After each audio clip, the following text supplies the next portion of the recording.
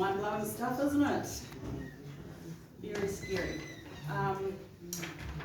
So hi everyone, I'm Joady. I work for ANZ and I have worked for them for just over 25 years now. So kind of know a little bit about banking, just a little bit. I'm a banking consultant, so I open bank accounts and do those kinds of things. I don't do home lending. My passion is helping people.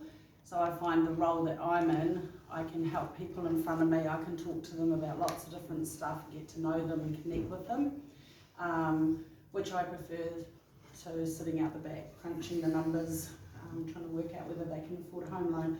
So part of the role that I have created for myself is to come out, and thanks Jill for having us here today, and just sort of giving a little bit of an update on the scams and frauds. So I love what Scott was saying, the analogy he said about the hammer. If you use a hammer to hammer in a nail, it's great. If you hit someone on the head, it's not so great. That really resonated with me, and I thought this is very much like what the scams and frauds are. So we use our internet banking, and this goes beyond just the bank. I mean, I'm here for ANZ, representing ANZ, but this is about our lives, and like Scott was saying, you can all see how this AI and everything is evolving at such a pace, and we can use our devices and things for good, but there are the people out there who are going to use the hammer to try and hit us on the head. So that's the bad side of it. So my part in this, we're just going to run through some information. I should just use the PowerPoint really, I don't have to talk anyway. So the fine print is always fine print, so it is a complimentary service from ANZ. For information only, is subject to change because it changes all the time, and we don't, that's all the disclaimers, but we don't worry about that. So what we're going to learn today, I'm going to run through some common frauds and scams that we're seeing at the moment, how you can protect yourself, and also where you can go to get some help if you are a victim of some scams, okay? This blew me away. This is a brand new presentation. It's the first time I've presented this one because it's been updated from about 3 years ago. 3 years ago it was saying the loss was about, I think it was like 30 million, 2.3 billion dollars worth of digital scams. So it is a scamdemic, they call it. We've had the pandemic, this is a scamdemic. It's happening all the time, so it's important that we keep this relevant, that we keep revisiting it so that we know what's going on. Just to give you an example, I started my banking career not 25 years ago, but in the late 80s at a different bank. And back then, the scams that we had where people would write a cheque out, remember cheques? Yeah. They'd write a cheque out, they'd post it to pay for their mail, to pay for their power. Everyone posted off their mail. Somebody would come along, they'd take the letter out of the mail, they'd get the cheque, and they'd put it in a solution of water, but they'd keep the signature out, so the signature was dry. What that solution did was lifted the ink off that cheque, but they still had the signature. Wow. Yeah, and then they'd rewrite the cheque for like $1,000. Wow. And then they come into the bank, we'd match the signature. Yeah, the signature's right, here you go, here's your $1,000 there. Bye-bye $1,000. So that's the kind of fraud that we were dealing with back in those days. Another one was counterfeit notes, where you'd be counting money, think that one didn't feel right. You look at it, it's a counterfeit. So that's what they did. That sort of stuff all costs money. So we don't see a lot of counterfeit notes anymore because it costs too much money to produce them. And then they have to try and get rid of them. And then they get caught. So now we're going digital. So we're seeing a lot more. So it progressed from that to the ATM skimming machines. So they were like when you went to put your card in the machine, someone had put in a device and it read your card details, and they'd put a little camera on the top, and they'd see your PIN number, they'd get your card details, got your PIN number, away they go. So that was that sort of scam. So now we're seeing a lot more that don't involve a physical thing, that it's all on the computer. And a lot of the banks do, and I'm talking collectively for banks because I know they work really, really hard to try and protect customers' money, but we have a hugely safe, encrypted banking system. It's very hard for these people to get, these baddies, to get into that. So what they're going to do is try and trick you to get them in. So the way I look at it is, you've got a really flash, fancy ball that you're going to. It's a big dance and it's all got to dress up really well, and the only way you can get into that ball is if you've got a ticket. And there's security guards all the way around, and you have to have a ticket to be able to get in. So these people, these baddies, that's your banking, or that's your personal details. Everything about you is that ball. The only way that they can get in is to go as your +1. So they're going to try and get into the ball, which might be your internet banking or all of your personal information. They're going to try and get in there. They're going to try and trick you to get you to take them in there. Does that make sense? Yeah. Yeah. So always can think about all your personal details as a really flash party, and you want to protect that. You don't want any baddies at your party, so they're trying to protect it. Okay, the rise of artificial intelligence. Well, I think it's kind of fitting, really, isn't it? So I'm not going to go over what Scott was talking about, but he had some really, really valid points there. It is a tool. The bank has recognised that AI is coming in and getting more and more and more sophisticated.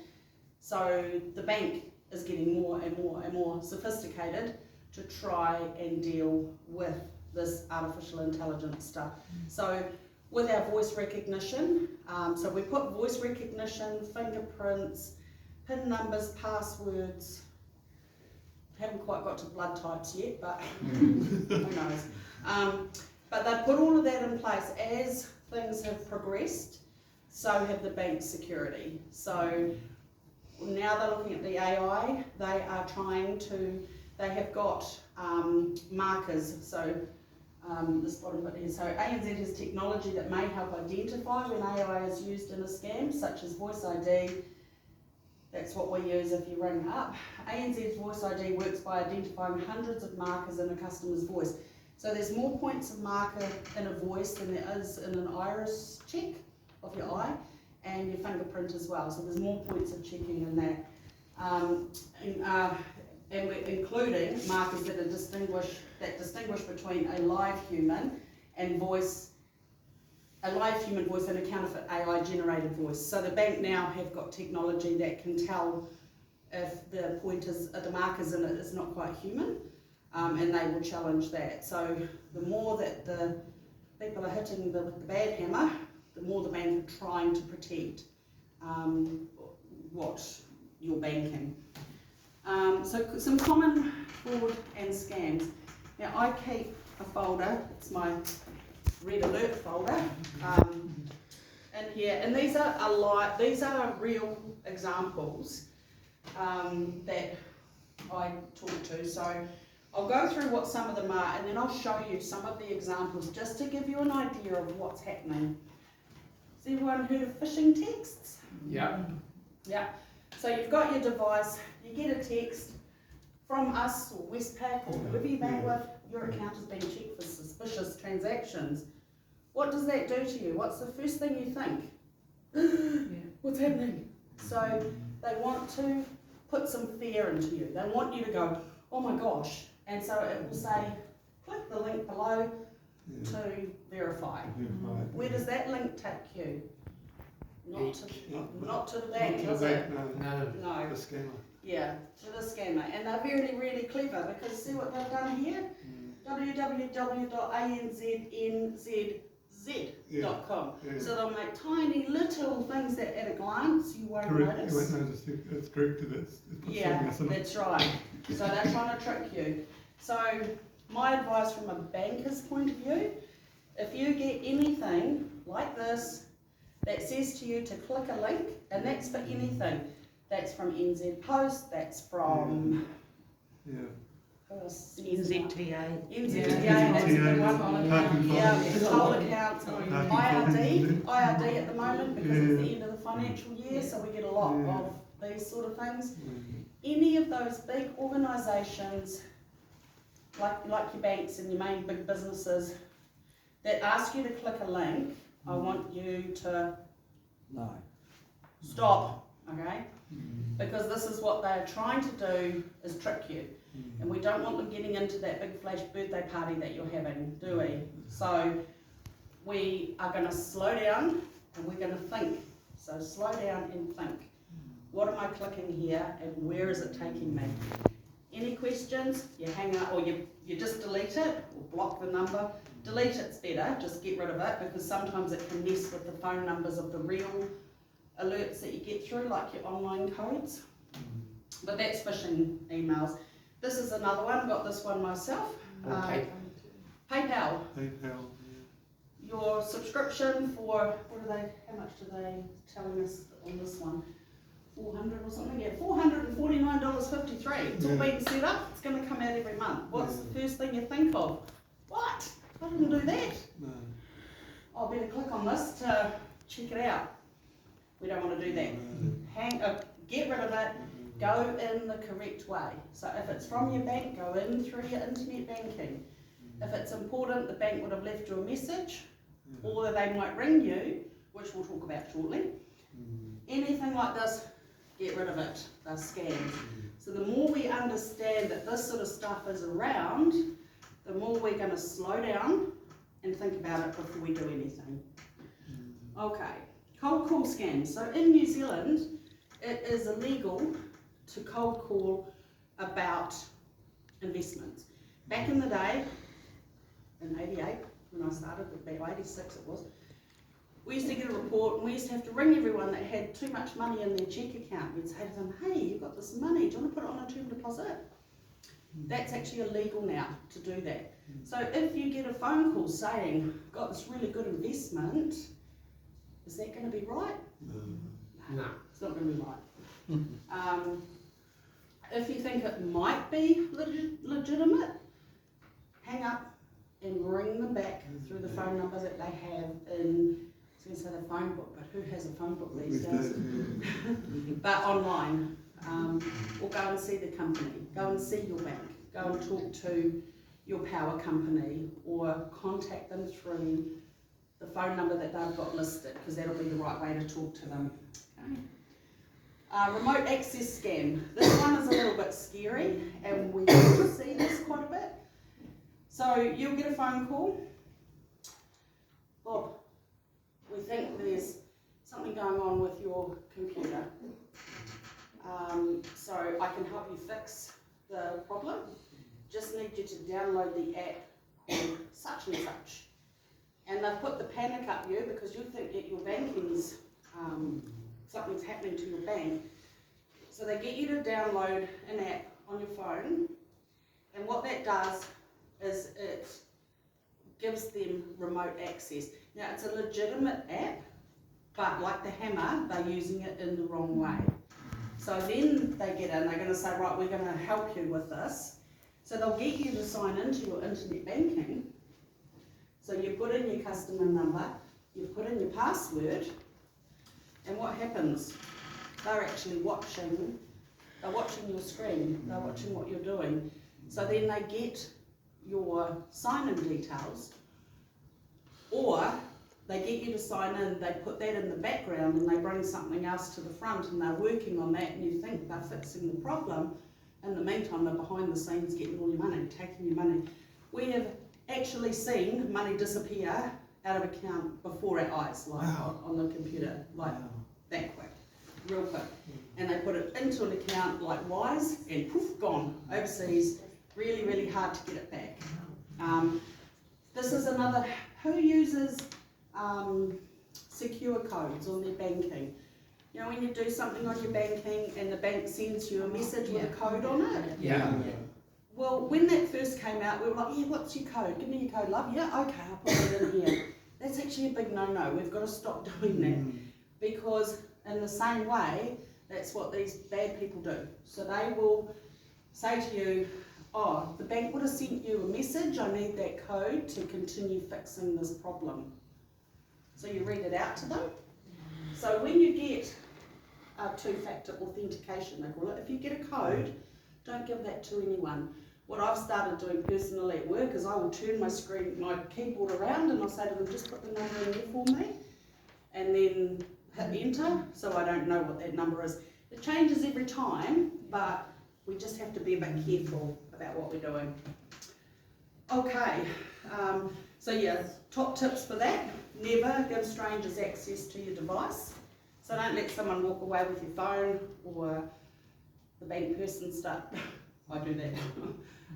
But don't give people your phone. Don't let people play around with your phone, especially if they're helping you through an app that you've given permission for them to look at your screen. And this is a biggie. So you know how we've got all these passwords. So the average person has between 60 and 100 password protected accounts, which is huge, right? And how many of them have got different passwords that you cannot remember now? Yeah. 95% of them, right? And you go, oh, I've got to check such and such. Your password's wrong. Oh man, try this one. Still wrong. Oh, reset password.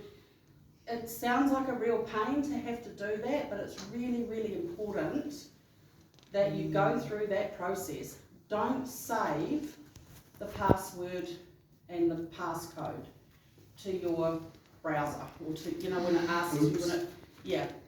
Just something to keep in mind. I still have some of my stuff has that, but when you think about it, if someone gets into your computer or your phone and they bring up your account and they go, he's going to go and try and get into Joady's banking, ANZ, like, oh, password's been saved, yay, don't even have to trick her, enter, they're in.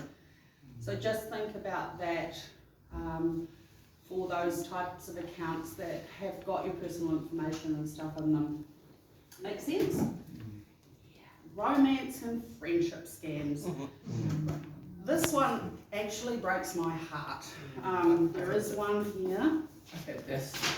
Tinder swindler. Kiwi divorcee loses $580,000 in a 14-month romance scheme. It's true, that's out of the Herald. So what happens there is somebody meets someone on Facebook, someone reaches out on some kind of platform, they get to your heart. You fall in love with this person because they've got all the same things, you know, they like all the same things as you, and they're a real cat person, and they love the same music, and you know, they've got the same interests. It's perfect. Yeah. You know, match made in heaven. No, it's not. I've had people in the bank that have lost like $80,000 to people because they start to go, oh, you know, I'm going to come and see you. And you go, that's great. And then, oh, poor Fluffy the cat had to go to the vets and I can't afford the bill. Oh, no, that's terrible, but I want you to come and see me. Here, look, I'll pay for Fluffy. So I send this person $100 to pay for the vet bill. And then they just love me for that. So I love that because I feel really loved and I feel wanted and it feels really good. And they're a really nice, attractive person. This guy here, that would have just been a Photoshop screenshot of something. He wouldn't have existed, like on an oil rig. But they build these stories and they trick you. And the next thing, you're sending them money and you don't really want to, because you know in the back of your mind it's not right. But they've got you, that you feel so in love with this person. And it sounds ridiculous, but it is true. I see it all the time, and it really breaks my heart. So if you ever see or hear any of your family or your friends and they're like they're being a bit secretive about something, really try and talk to them about it, or let the bank know that you have concerns, because we can try and stop that happening to protect our customers. Investment scam, so we did touch on that. Basically offered an opportunity by a stranger, usually a phone call, usually at 6 o'clock when you're trying to boil the potatoes. Yeah, have dinner. And you're trying to get dinner ready, and the phone goes, hi, how's your day been? I haven't got time for this, I'm going to burn my potatoes. Look, just got this really good investment, it's only valid for an hour. Yeah. So you go, oh heck. So what are they trying to do? Make us rush. We're going to make this really silly decision to give this person $10,000 to invest it for a rate that no bank will ever offer, ever. And so we're rushing because the potatoes are boiling and the kids want dinner, and it sounds too good to be true. And if it does sound too good to be true, it usually is. That's right. Yeah. So again, we're trying to rush it. We're trying to put pressure on you. What are we going to do? We're going to slow down. We're going to think about this. Does this make sense? Okay. You guys are on to it. So top tips for investment scams, research the company. So, and I do this with quite a lot of stuff, if I see something and I think, oh, I'd quite like to buy that, I'll take the company name and I'll search it in Google. And then I leave a space and I put scam. And so, if there's any scams that are relating to that business, it will come up, hopefully, and tell me, and give me some information. But if I'm going to part with my money, I want to make sure I'm doing it to the right people. I sort of set a limit for myself. I go, how much am I prepared to lose by buying this on Temu? $30? Yeah, okay. You know, if it turns up, it turns up. If it doesn't, it's only $30. I'm not going to go and spend hundreds of dollars on a place that I'm not really sure about. So yeah, so investment opportunities, consult, talk to someone. If you've got questions about a phone call or an investment, talk to someone who can help you decide whether this is legitimate or not. Okay, identity fraud. This is a biggie. And this is one I think that Scott was talking about before as well. So as we do more online, the opportunity grows for fraudsters to pretend to be someone else. They may want to impersonate you online, through a call centre, or even in person. The key is being careful who you share information with and how much you share.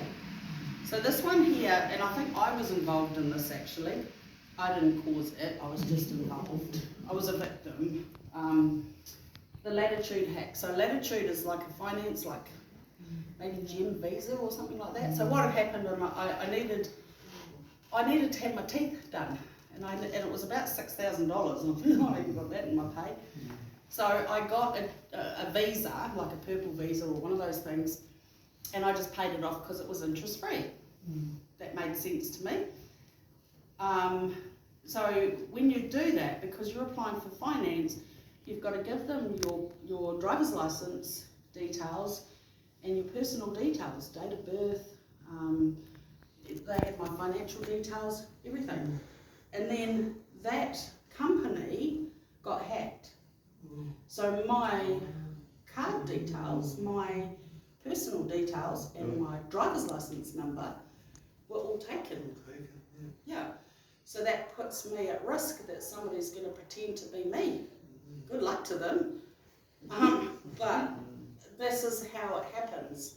So you can be really, really careful, but there are still things that happen. And they talk about this ransom thing. So I think Waikato Hospital was one of them. Remember that a couple of years back? Yes. Someone hacked into their database with all their client information, all their patient information.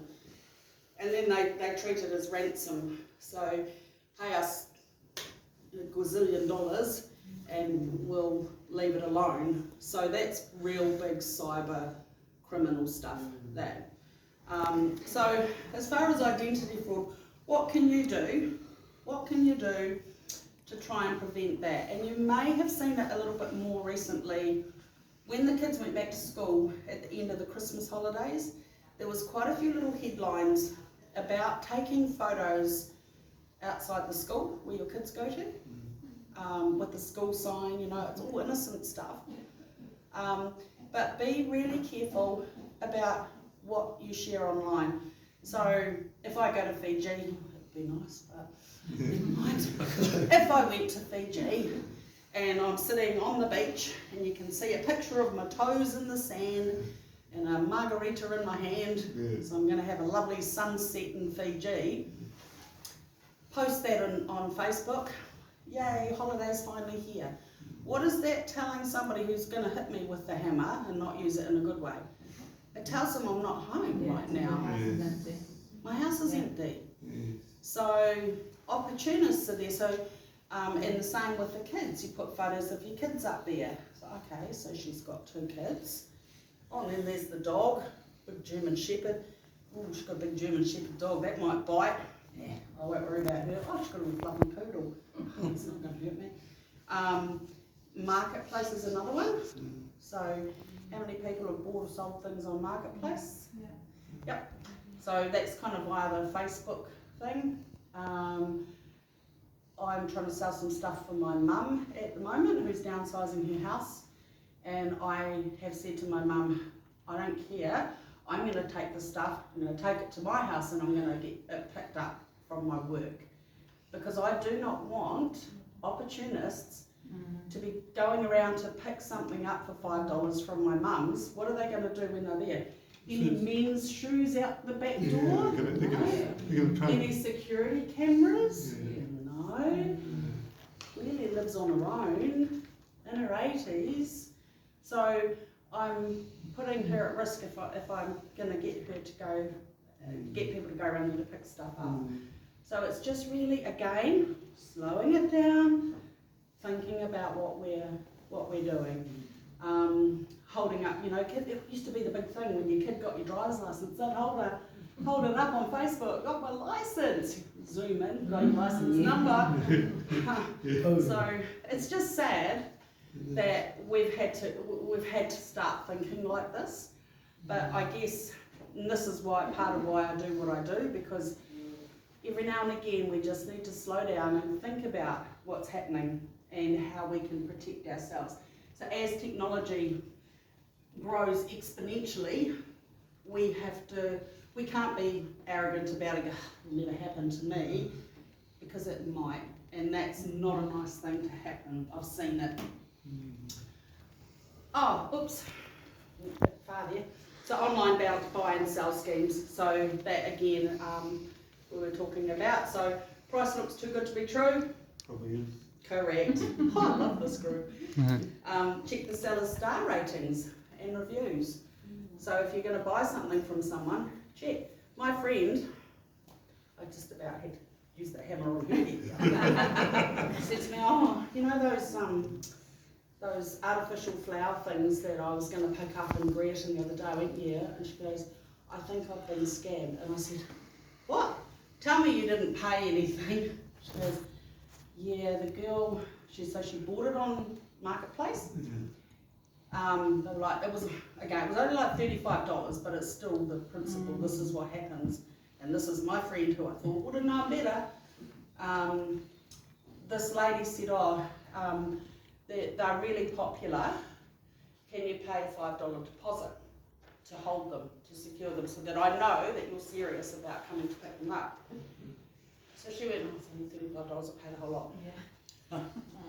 Oops. And then she came to visit me because I live in Brereton. She came to visit me and she's like, this lady won't answer my messages anymore. Facebook, oh, the lady's gone. So this is what they do. They, as soon as my friend paid the money, she just unfriended her and blocked her. So now she can't see her online. And this lady's got $35 that my friend was going to buy some flowers with. So, yeah, happens to everyone. This is not an age thing, scams. People think, oh, it's the old people, silly old people. No, silly younger people, even younger people. We all get tricked by these people because they're very, very clever. Never give a seller or buyer your online banking login or credit card details. Don't click on links a buyer sends you to confirm a purchase or postage. If you're selling goods, you should never have to pay the buyer any money. Sometimes that's another scam we saw a bit of, overpayments. Oh, I paid you $100 and it should have been 50.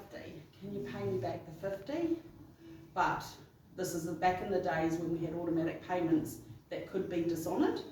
So they'd set up false automatic payments to fund this, and you pay them back, but the automatic payments bounced. So it's all, this is why the banks get tougher and tougher, because things happen more and more. If you're selling goods, so don't ever pay any money. Don't rely on screenshots as proof of payment. Oh look, I paid the money into your account, here's the screenshot. That could be done automatically, like it's not real. Make sure, and because all the banks now have got same day processing, if you pay someone for a car on Saturday morning at 10 o'clock, it's probably going to be in their account by 12, not on Monday afternoon like it used to be, or even Tuesday with the delayed business day transactions. Be patient, wait for the money to hit your account before you let the funds or the goods go. And be wary if a buyer contacts you off the sales platform.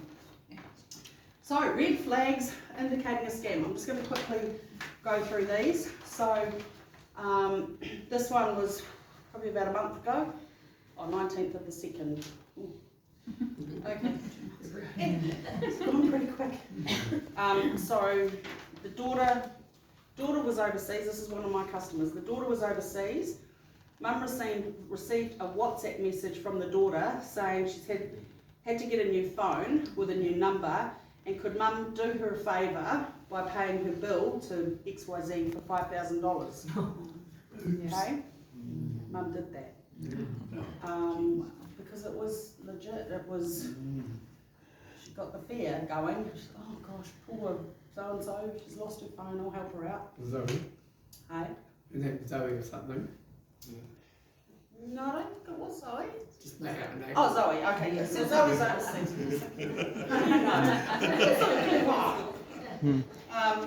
So Zoe was overseas. Mum paid the bill for Zoe.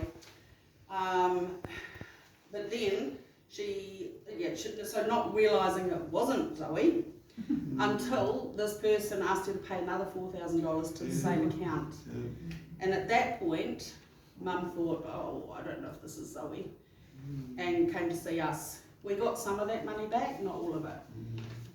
So the thing that I say out of that one is, if you have got family members, and I do it to my kids because they're like, Mum, can I borrow $100? I know that I've got their account, so that's fine. If they said to me another thing, can you, Mum, I've got to pay so-and-so $100 for such and such. We now have a family password. Sure, Nicole, what's the password? So she knows what the password is, I know what the password is.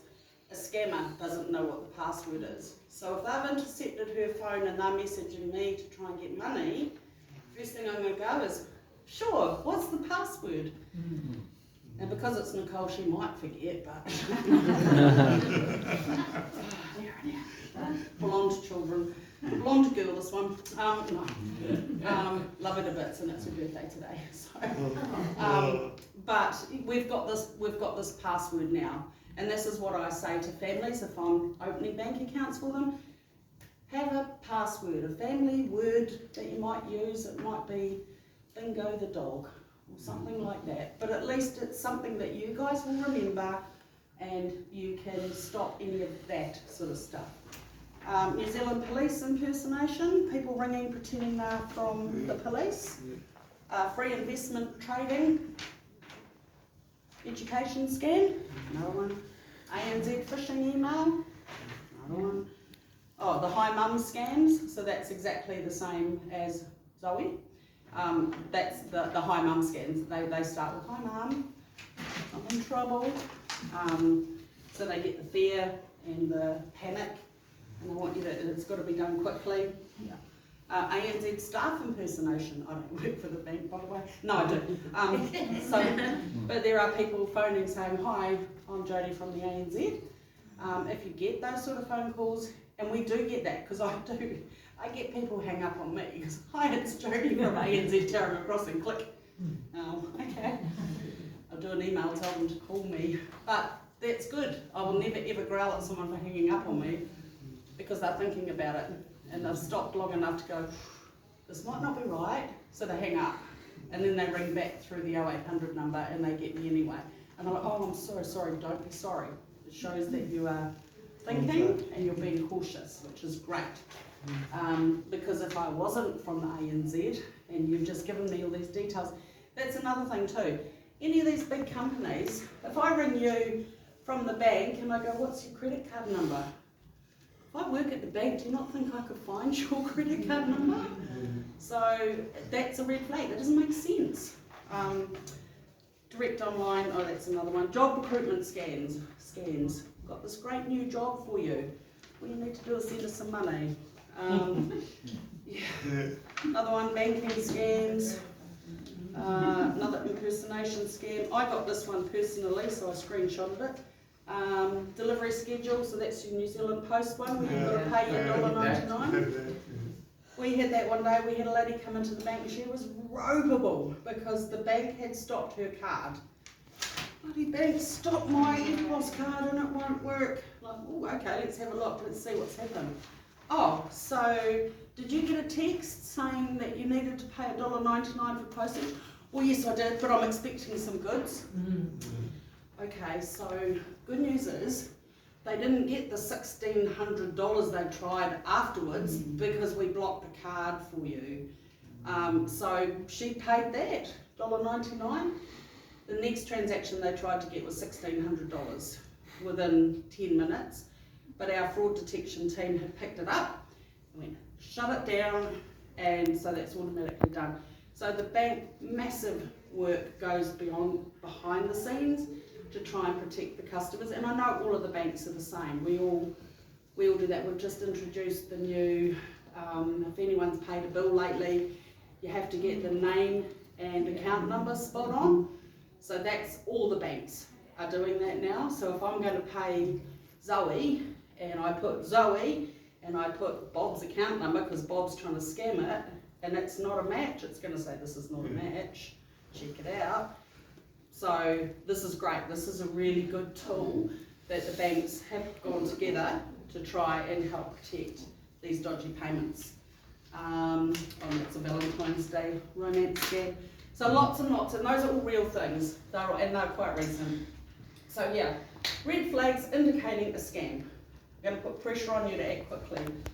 "Hi Mum, it's Zoe. I've lost my phone, but I really need to pay this $5,000 now." Panic, right? Often try to keep things confidential and say not to tell anyone.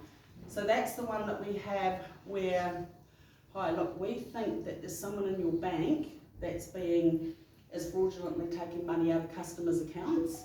So we want you to go into the bank, we want you to draw out $5,000, don't tell them. So they groom people. They say, "This is what the bank are going to say," because we're trained to ask questions now. "What do you need the money for? Can you not do it through internet banking?" All that sort of stuff. So they are groomed so that they actually know the right things to say to try and put the bank staff off. So go into the bank, don't say anything because we think some of the bank are involved in the scam. So there's been cards ordered, there's been money taken, which the person does themselves, because remember, going back to our party, they're trying to trick you into getting in there. And so now you've gone and you've drawn out $5,000, you've got another Visa debit card, and you've taken it home, and they're going to come and pick it up because they're going to use that as evidence. Buy $5,000. So they trick you. So if anyone says to you, "Don't tell anyone this," red flags. Multiple requests to send and receive money. That's Zoe asking for $4,000 and then $5,000.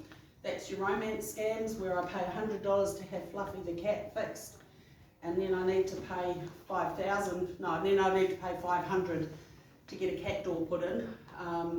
So it's increasing. Initial contact is out of the blue. Hi, so-and-so here from so-and-so. Am I got a deal for you? Or your computer's in trouble. That sort of thing. Overly intrusive requests for personal information. What's the number on your driver's licence, just so we can confirm who you are?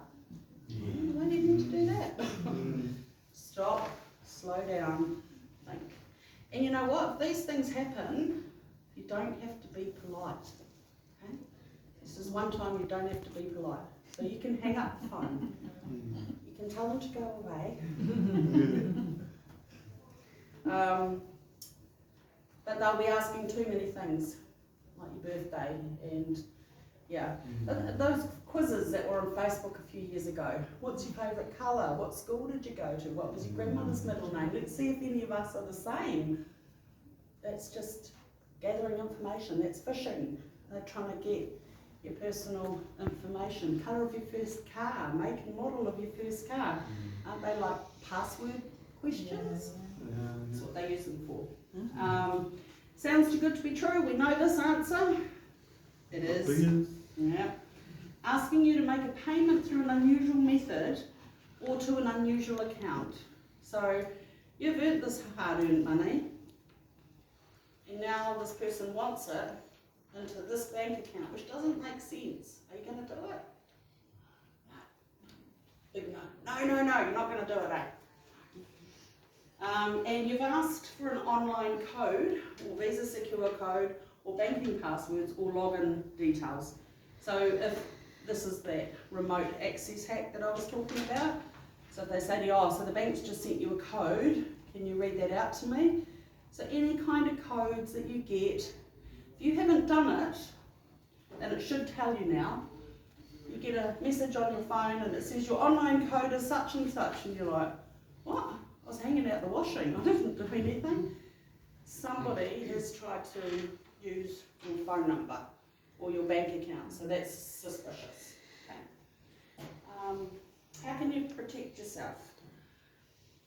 Don't throw your devices away, we need them. We do shopping, we pay bills, we talk to each other, we send emails.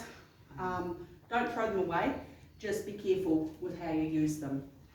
So never share or confirm your passwords, PINs, credit card details, internet banking or GoMoney login details, or any of those codes, and we've covered that. Be wary of unexpected phone calls and never give anyone remote accesses to your device. If you're not sure about it, go and see like Noel Leeming or someone like that. If they're saying your security needs upgrading or whatever, don't do it on the phone, go and see somebody or talk to someone you know. And then have multiple layers of authentication wherever possible. So fingerprints, voice ID, face recognition, all that kind of stuff. Cards, so I don't know about other banks, but what ANZ have done now is a card tracker. So I go into my internet banking, I go to my card, my Visa debit card, I can do a few things on there now. I can switch off the PayWave because I don't want to use it as PayWave anymore. I can switch off online shopping, I can switch off overseas in person, so if I'm not going to be overseas I switch it off because it's going to save any activity. And also online gambling, because a lot of those card details. So what people don't realise is because we're in a different country, we are not governed by the same rules. So we've got the Privacy Act, so I can't get your card details and then give them to another company because that's breach of confidentiality in the Privacy Act. I pay Temu with my card. They're not overseas, they're not in New Zealand, different law, different rules. So then Temu can turn around and go, got these stack of cards, I want to make a quick dollar, I'm just going to sell them to this company here. And this is where you start getting those little things that come into your bank account for $3 American. What's this about? And then it's a subscription that keeps going, but it's $100 American once a month.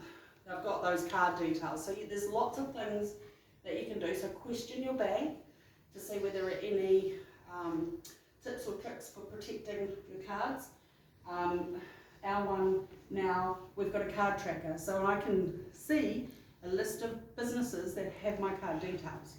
So it's like Woolworths, BP for my coffees, those at Netflix. Those are all, if I see one there I'm not sure about, I only cancel my card because I don't want to take money.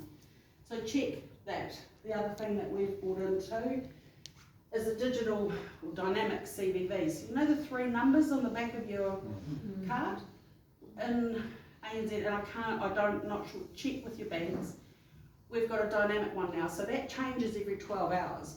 So if I'm going to buy something from this company overseas and I've looked them up online and I'm pretty sure they're legitimate, as another safety guard, I'm not going to give them the 3 digits on the back of my card. I'm going to use the digital one which I can get in my online banking, because that's going to change after 12 hours, and if they try and do another transaction it's not going to work. So that's a really good one. I love the stuff that they're doing. Long and strong passwords. They talk these days about having a pass phrase, so like I said, bingo the dog at number 3, because that's where I live. Something really long, the longer the better. I'm not sure about this. Purple horse unicorns taking 300 trillion years. I'm not hanging around to find out about that one. So protection and tools, security around the clock. So this is what the ANZ does, but I'm pretty sure a lot of the banks will. Behavioural biometrics. So when I sign into my internet banking or my Go Money app, and I'm transferring my money around and I'm doing stuff, it's picking up how I use my phone. It's taking the biometrics of how I swipe, how I tap the keys, the time between the keys. If someone else gets into my birthday party, into my internet banking, and that doesn't match how I would usually do something on my phone, it will shut it down, which is great. And round the clock security.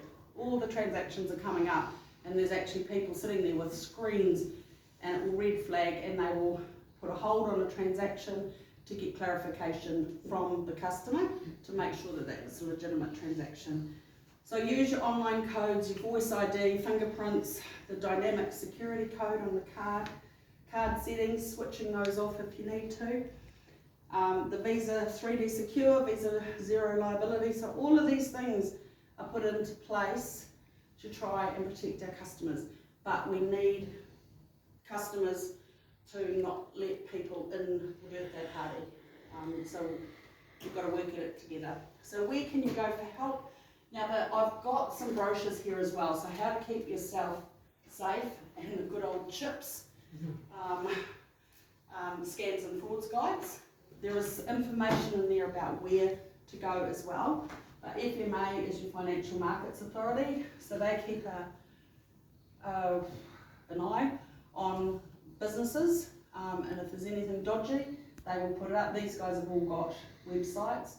This one is really good, Search NZ. So there used to be that saying, be alert, because the world needs more alerts. I used to say that when I was at school, it was hilarious at the time. So now it's like, be alert, because we don't need CERT, okay?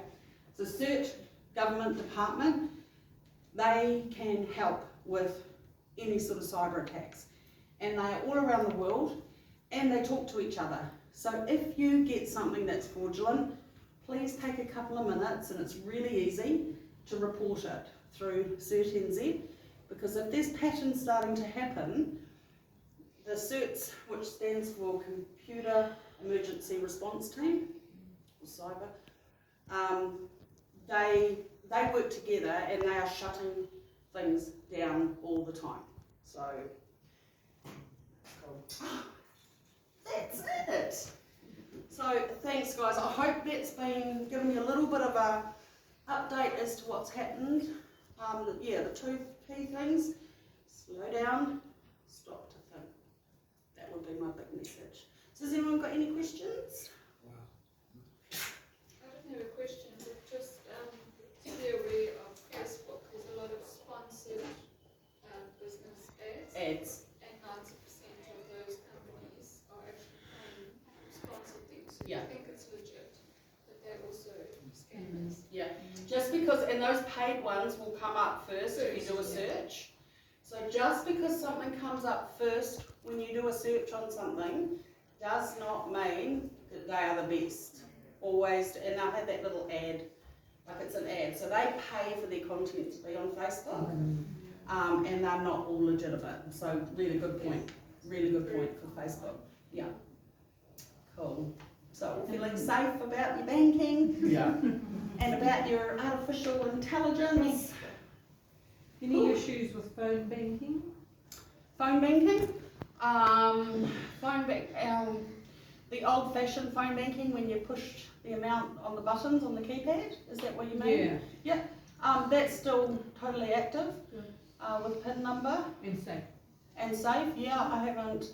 Again, it's the people trying to get into the birthday party. So if somebody has, I mean, I've had one recently, but the customer was tricked into giving her PIN number to someone to do a transaction. Someone who had built trust with them, and that's why it's really important to never give your PIN number. Like, if you trust somebody, and you want, you give them your card because you can't be bothered going into the supermarket saying, just pop in and grab that stuff, just use my card. There are proper ways to do it. If you do that, if you give your card and your PIN number to someone else, you're breaching the terms and conditions of that card and of the usage of it. And so the bank or the banks may not want to pay back that money. Whereas if it is stolen from you, then you've got a more chance of that money being recovered than if you've given the card away or the details away. So if you have got someone who you want to have access to your bank account, don't give them your card, take them to the bank, get them put on your account and give them their own card. Yeah, it's the proper way to do it. Not because we want to be fussy about it, but to protect you guys. If something goes wrong, then you've got a way better chance of getting the money recovered. For safe amount of money that's been taken illegally, does the bank shut the account down? If there's if there's money that's been taken, Yes. and it's pinged up in the fraud department, Yes. they will shut everything. The internet banking, the cards, phone banking, they will absolutely lock it down until that person rings or comes into a branch, and then there'll be a million questions asked about what's happened. Usually the result of that will be they need to get their computer software, scamming devices and things like that. They have to get their computer cleaned and tell us that their computer has been checked for spyware, and then we will unlock it again and we will try to get the money back for them. But yeah, like I said before, it moves so quick. It goes from this account to this account to this account in a matter of seconds. It's just gone. So we obviously have a contingency plan in place, and we do pay money back. It costs millions to do it, and that's but I've seen the bank pay out on things where I would have gone, I wouldn't have paid that. But they have met the customer halfway and said, hey look, it actually technically wasn't the bank's fault, it was your fault for disclosing the information, but this is a really crappy thing that's happened to you. We're going to meet you halfway, we'll pay $4,000 of that, $8,000. I've had people that have had to come and get loans to pay for dodgy scams and things like that. So not only do they lose the money, then they've actually got to get a loan to try and pay it back. It's terrible. So it's all about just being aware.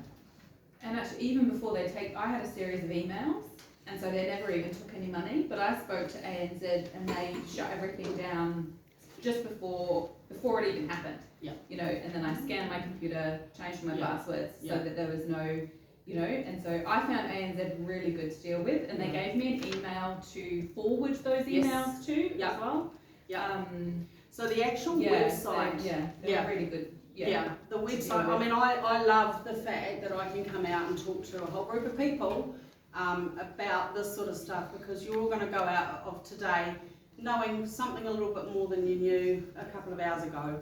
And to me, that's really important, because I don't want you guys to be targets of scams and frauds. It's really not nice. It's heartbreaking.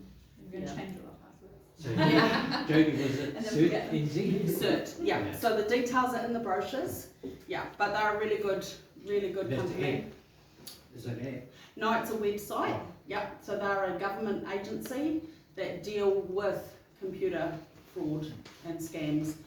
So obviously talk to your bank as well, but you can report it, and it is easy to report. It's a nice website to use, the CERT one. But check out your banks. Like go into the website, not the app, but go into the website of your bank and just type in frauds and scams, and they should have pages that will notify you of the latest scams and what to do, where to get hold of people or who to get hold of, and tips and tricks. So that's your homework. Go and check, go and check it out. If you ever make large payments, so my parents were victims of this. They were purchasing a property, and the attorney said then their bank details of where to make the payment to, and somebody interceded that email. so it was Wow. legit, it was on the letterhead. They made the payment for the property in full, and then a week later the attorney was like, Where's the money? payment? I said, And "Oh, that example there is exactly why we have now brought in that payee confirmation, because that number would have been invalid, but that account number on that invoice, because, or it wouldn't have been invalid, it wouldn't have belonged to the solicitor, it would have been Joe Blogs down the road, probably the mate of Zoe's, and so that money would have gone to them and then it would have gone, but they would have provided the solicitor's account name. So yeah, the but account, there's still some grey areas, because some people say trading as or whatever. correct, So yes, they always just say any large sum, Yeah. verify it on a phone call Yep. as well as an email. 'Cause I had that, yeah, You're expecting to make that Yeah. payment, and it's got the exact amount, Yeah. the address, everything, so you think it's very legit. Yeah. Then, yeah. So I had one the other day for a property settlement, and I rang the solicitor, I said, look, I know you've given me the details on that, but is the account number this? And they're like, yeah, it is. And where did I get the number? Off the website, not a phone number that they had on their correspondence, but I'm not going to pay $700,000 to an account that may or may not be right. Not happening, not under my watch. So, but that's where the banks have brought in that payee confirmation, and what ANZ just rolled out I think it was last week. I just noticed it on my GoMoney. I was like, oh, that's new. For exactly that reason, the whole trading as and all that, because it has to match identically to the number. ANZ have actually, you can click on the account number that you want someone to pay into, and it will give you the legal name that it needs to go into with the bank. So the bank and the number, and then you can send those details on. So here's my name, Zoe Smith, trading as Clean Cuts. That's what I have to put in with this account number. If I just put Zoe Smith, it's not going to come up with a match, or it's going to go some of it matches, not all of it. And if it says that, you need to look into it a bit further.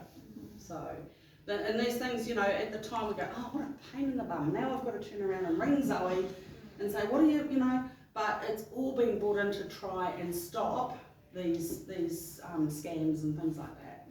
So always keep your apps and things updated. If there's an update that comes through, make sure you keep it updated, because they're introducing, the bank's introducing stuff all the time. So yeah, and we've got new stuff coming out next week. The ANZ, the GoMoney app's going to look different if you go in there. So, and there's a few new things. So yeah, hopefully that sort of helped make you a little bit cautious. It's still not.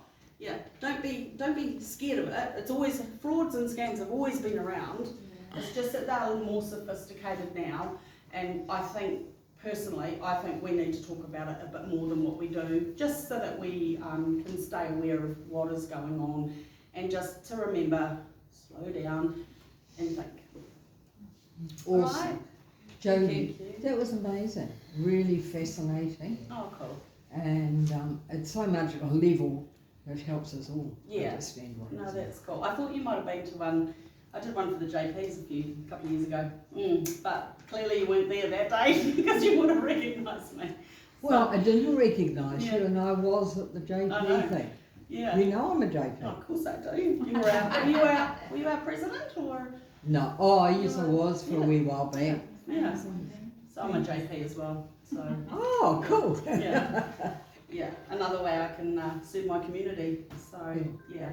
So thank you guys. And look, honestly, if you ever want to have another chat, or you want, you know, if you've got other people in the community that you think that it might help, there's absolutely no charge. It's part of what ANZ does, and I'm just lucky enough to be able to do it. So thank you, everyone. Thank you. Yeah, you're a great, lovely group of people. Keep up the good work. Mhm.